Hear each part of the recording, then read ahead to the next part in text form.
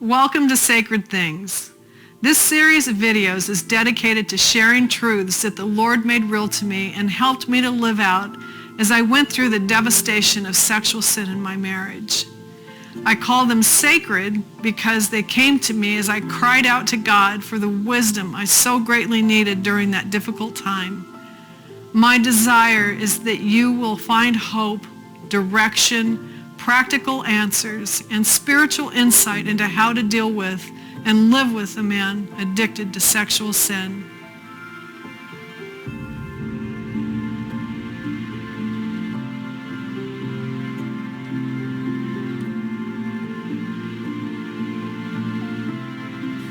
Kathie, you've counseled many, many wives over the 30 plus years since you co-founded Pure Life Ministries with your husband Steve, so you are very familiar with a wide range of issues that come up with a husband and a wife as they're either dealing with the crisis of sexual sin or moving past it.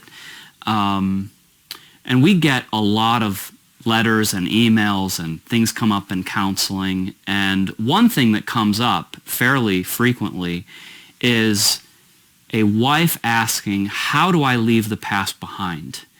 Meaning, her husband has genuinely repented and has been doing well. There's some real substantial time in between his repentance and this point, but the wife just, she's living in the past, and she can't seem to track with him, right? And progress. So what would you say to her? Well, I would call that living, waiting for the next shoe to drop, which is a miserable way to live. And I think a lot of women, even if their husbands have had a track record of doing well, probably most women are dealing with that because it is, you just kind of are waiting. A lot of the guys, the men, have had ups and downs in their journey. They do good for a while and they crash. They do good for a while and they crash. That dynamic could definitely cause a woman to feel like I'm never going to be able to actually be free of the past. It's like I'm living, waiting for the next shoe to drop, or just her own fear. This is not really, to be honest with you, anything to do with him. This is about her. And fear is one of the undealt with issues that a lot of wives carry around in life. I did. I carried it for many years, just kind of on guard, and it's somehow inside you're shielding yourself or steeling yourself against the next wave. Right. That's kind of how it feels. That's kind of how you think. And so, it's a miserable existence, and you can't move forward. Yeah. Because you're waiting for disaster to strike again, even though he's doing good. Even though he's not really giving you any reason to believe that anything's going to happen again, she's held back.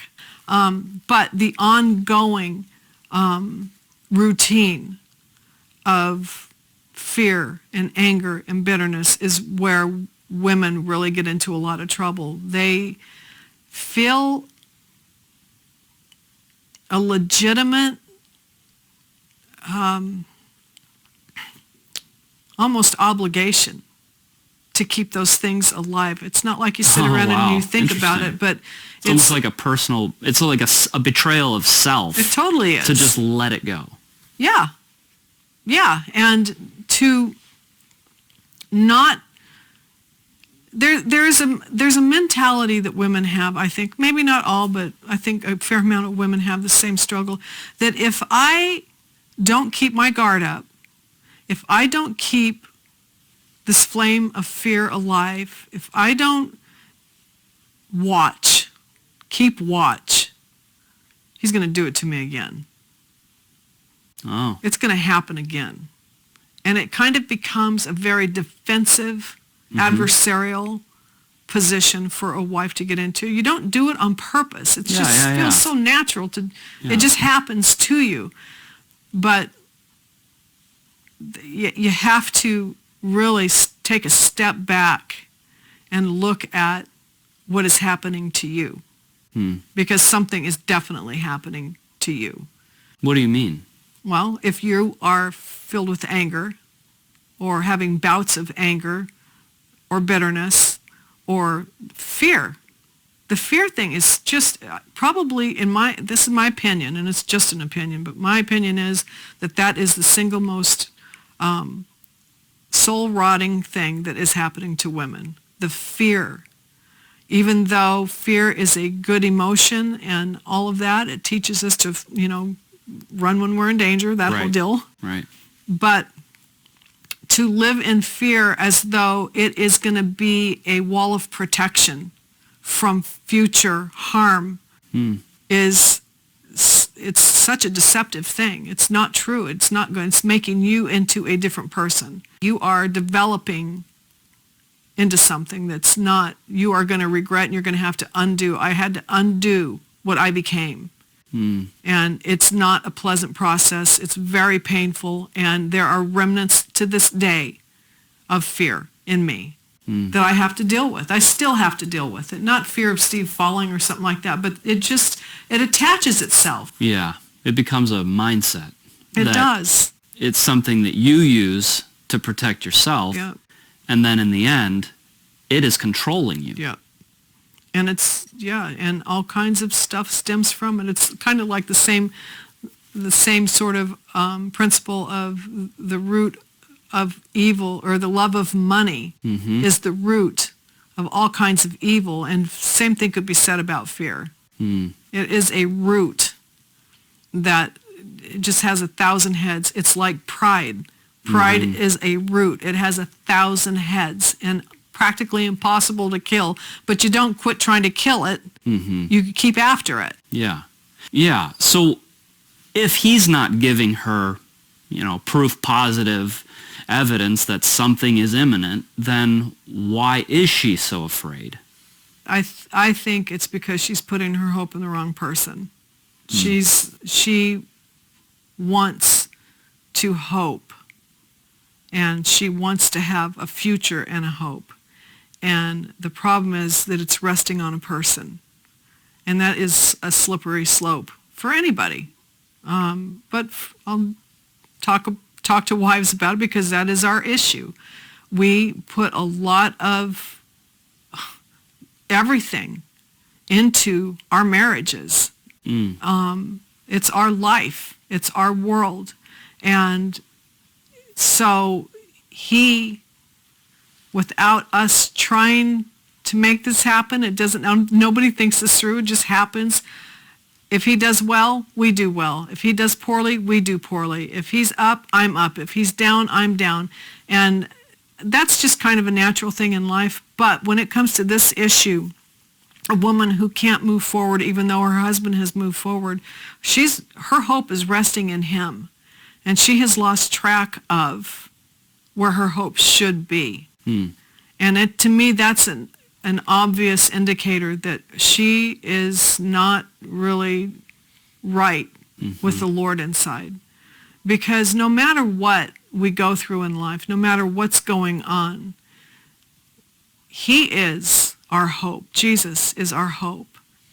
My experience eventually became that I could live with a man who was shaky and still have a life that wasn't going to blow apart because he blew apart. But that, I had to get my priorities right.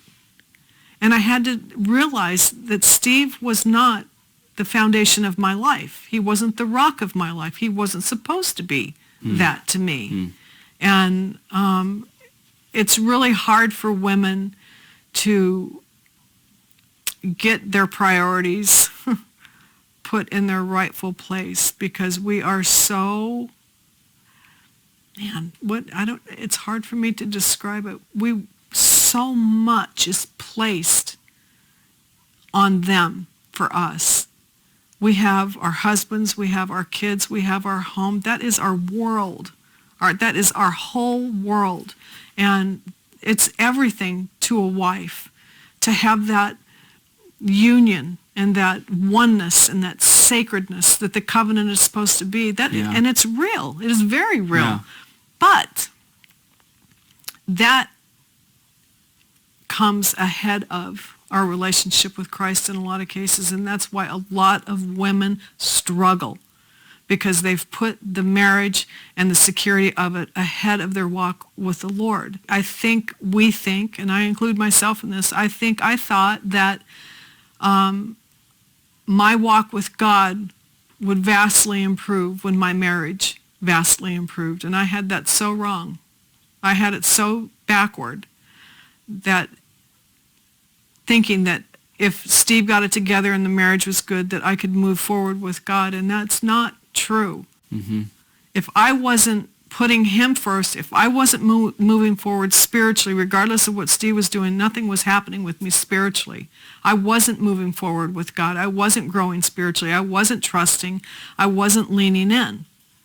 I was just doing what a lot of people do, and that is waiting for him to get it together so I can do life. What happens to a person internally when they are so fixated on the problem? Yeah. Just all of life is being lived through that. Yeah.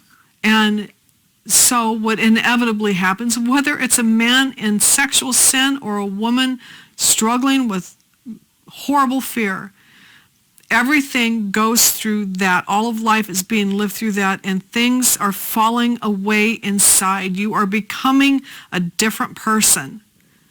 If you're a man and you're in lust, you're becoming corrupted. Your inside world is being hollowed out, and you are becoming less and less substantial. For a woman in fear, you could potentially become controlling, manipulative, angry, bitter, full of wrath.